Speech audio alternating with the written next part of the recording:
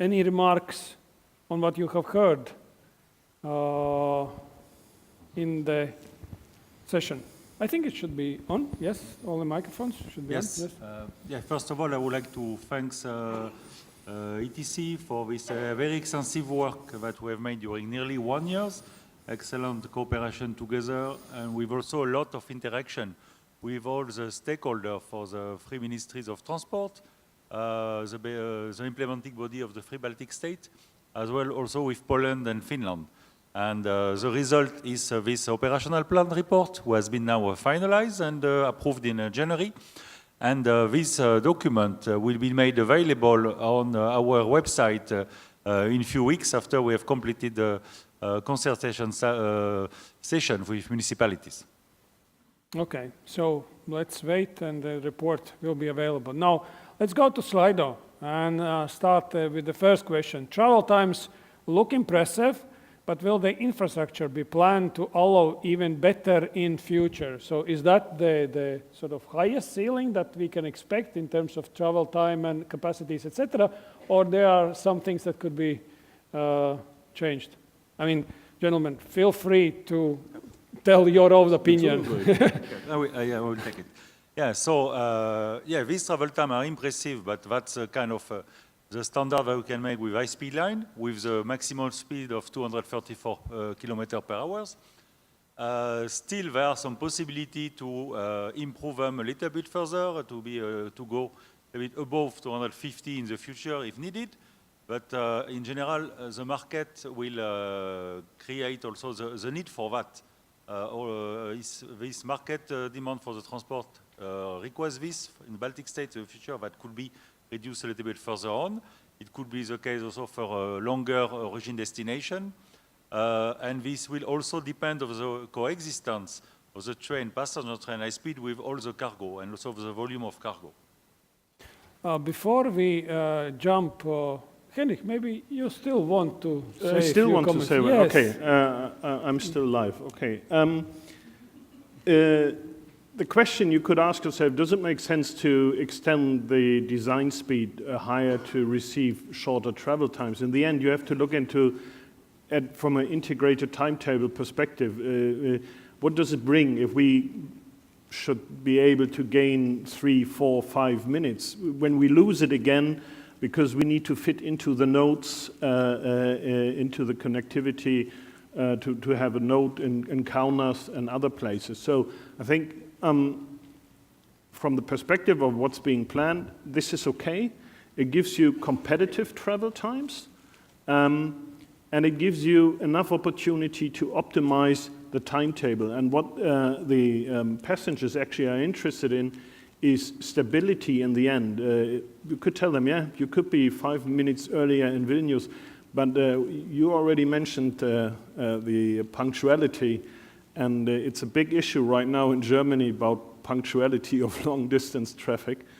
And I'd rather have a system which gives me continuously 95 to 98% stability in the punctuality than to have a service which might be 5 to 10 minutes faster, but below 80%, whatever. So I would say it is okay like this. And we have to understand this line, as you see from the figures, also if you look in the CBA, it relies very much on the freight traffic. And we will not see freight traffic really running with 160. Yeah, we might see a parcel intercity or so, but the main freight traffic will stay with 120.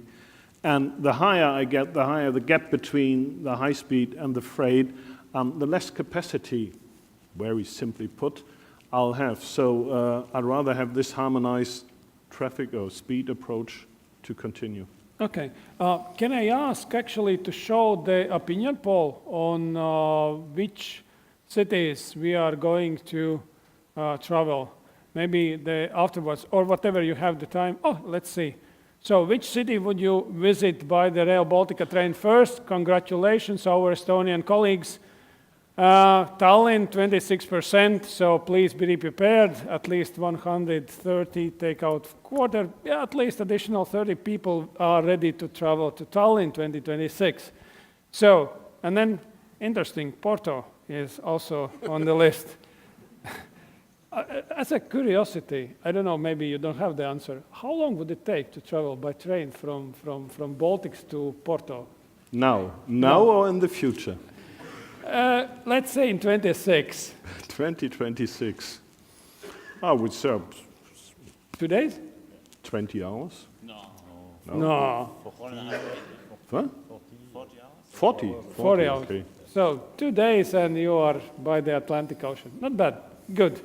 Thank you. Please continue to cast your vote. Yes. If I could jump back to the questions.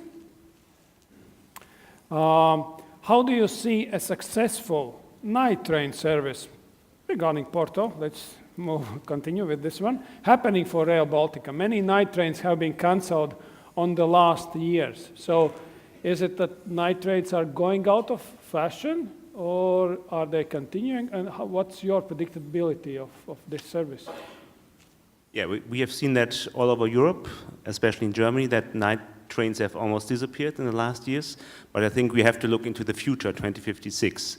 And if you look into the young people every Friday going onto the streets and saying this is not the future, I mean, unfortunately, we all flew in here, most of us. But if you look into 20, 30 years, I think the number of flights will be significantly reduced in Europe. And with another taxation, I think the market will change completely. And of course, it's not us to decide, but we just brought in the possibilities to have slots there for night trains that we've checked in our operation. And I think for sure, the future with a fairer taxation and with climate change really be faced by the publicity, we will have a comeback of night trains in Europe. Eric, you wanted to add? Two things. First of all, Torsten mentioned Germany, and actually ÖBB, the Austrian railway, State Railway, showed that you can operate apparently night trains when other operators were not really able to do so. So I think, yes, there is a future. And as Torsten said, our task was to find out, okay, what is the optimum infrastructure, operation, timetabling, saying, okay, we need to at least allocate train paths for the future market, and that includes night trains. And in the end, the market will drive the need for night trains or not. It's not for us to say. What we have to make sure that the infrastructure and the timetable and the capacity actually allows to implement competitive night train services from the running times and things like that. In terms for running times and competitiveness, how much in advance you actually need to start to promote both passenger and freight services in order actually to have customers for these services? Do you have your opinion on that? If we look at 2026, I would say 2 years. You At need least. to acquire rolling stock. You need to have some ideas about on how to implement the services. And the service does not end at the border to Poland. It does not end in Warsaw. If it has to have success, it needs to continue to Berlin, to Vienna, whatever. This is not like a snap that you can do. So at least 2 years ahead of when you want to implement it, you have to start. So in 3-4 years' time is the latest time that actually we need to have more clarity on these issues. Thank you.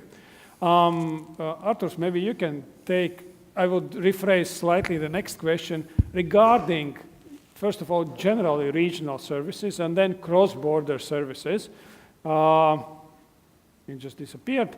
But the question is, what is the basis for them? Do you see it in each of the Baltic states as a upcoming thing, and whether there will be particular two countries where this cross-border aspect will be much more useful, like, for example, Lithuania and Poland, or not?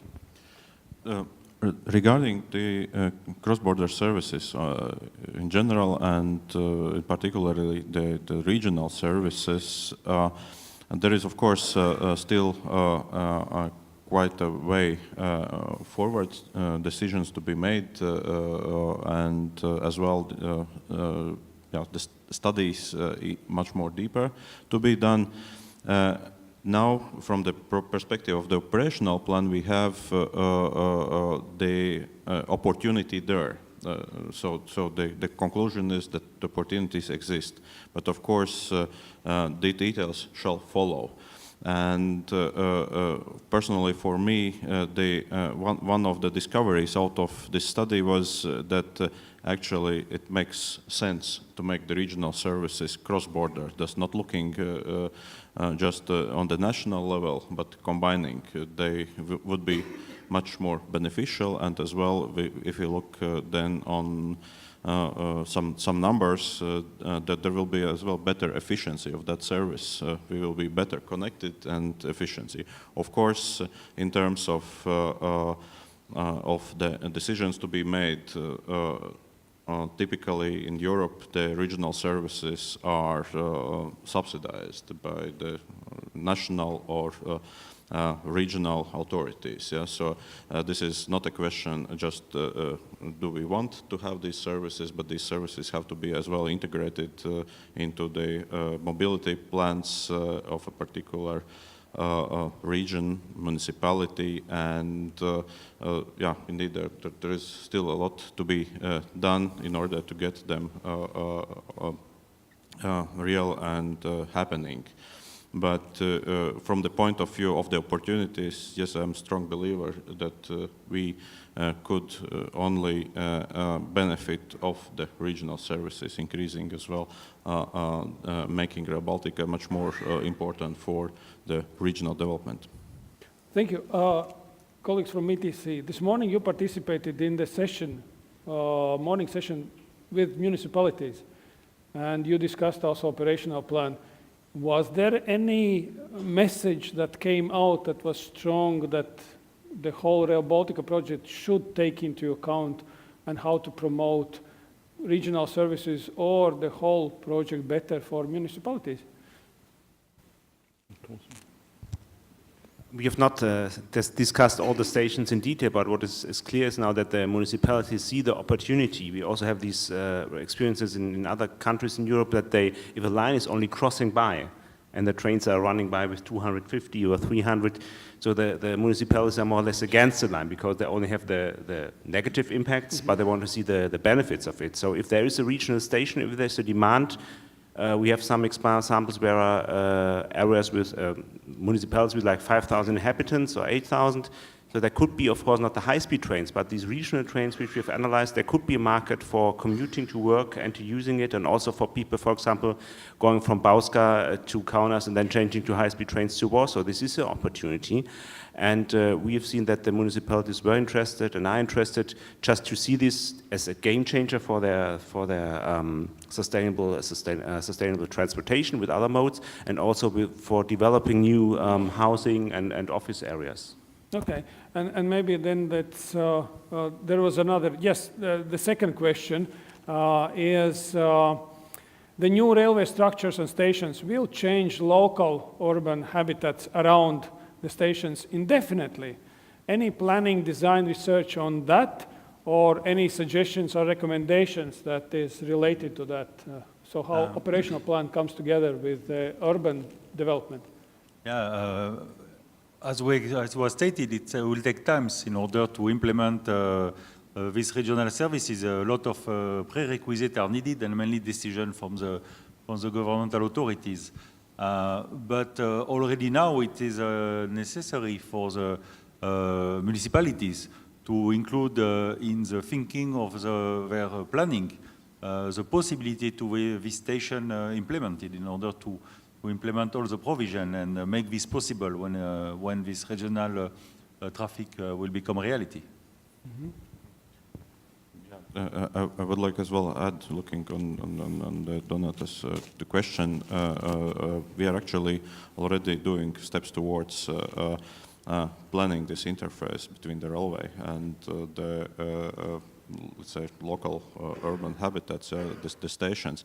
It's of course very, very important how smooth we can design this interface, arriving, waiting for the trains, and using the trains.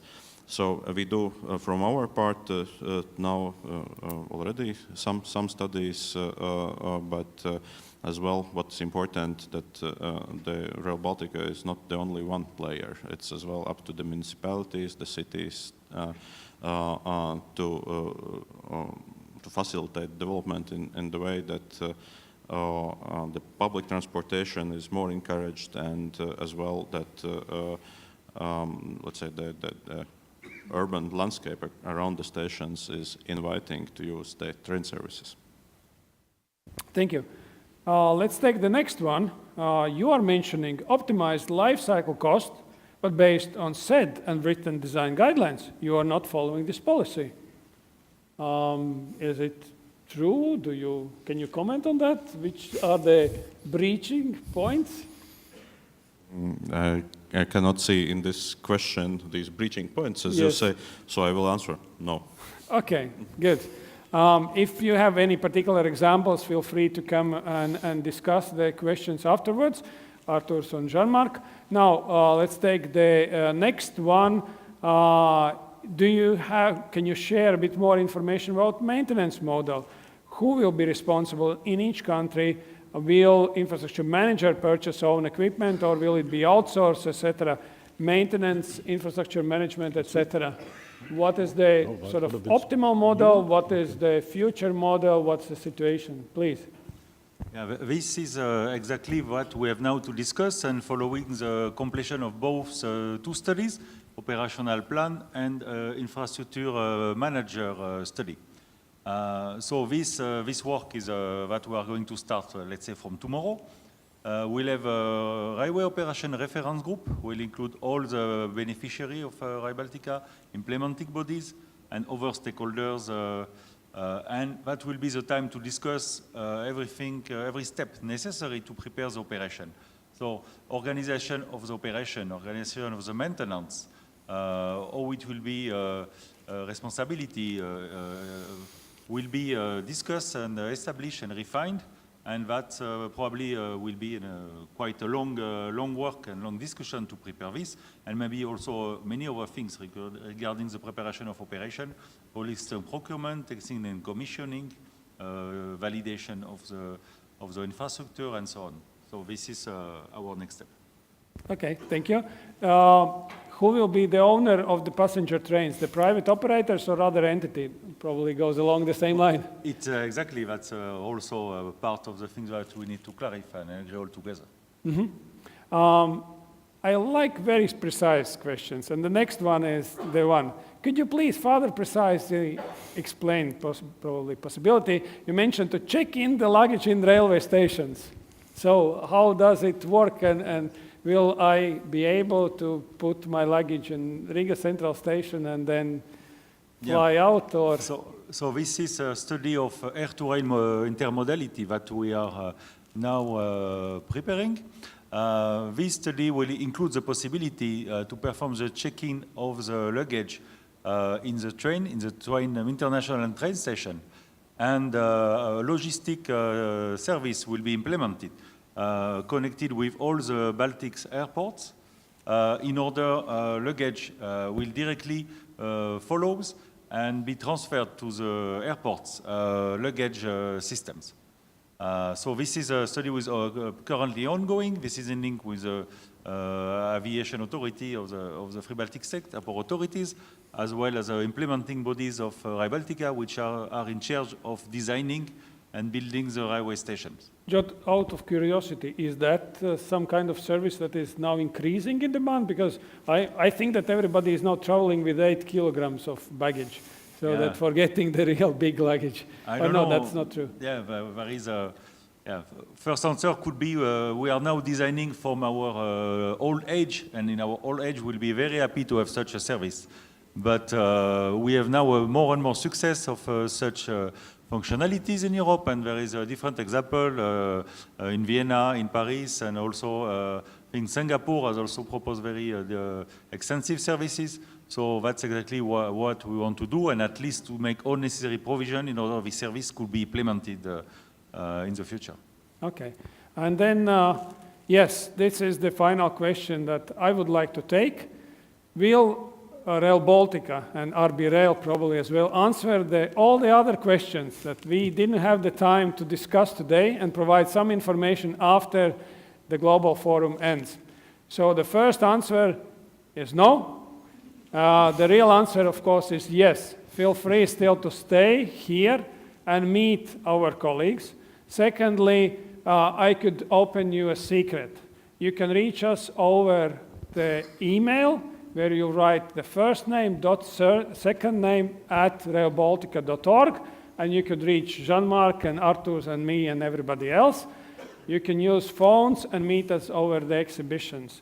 So feel free to contact us between today and the next Rail Baltica Global Forum. But now I would like to say thank for the last panel members. Thank you very much, and can we give a round of applause?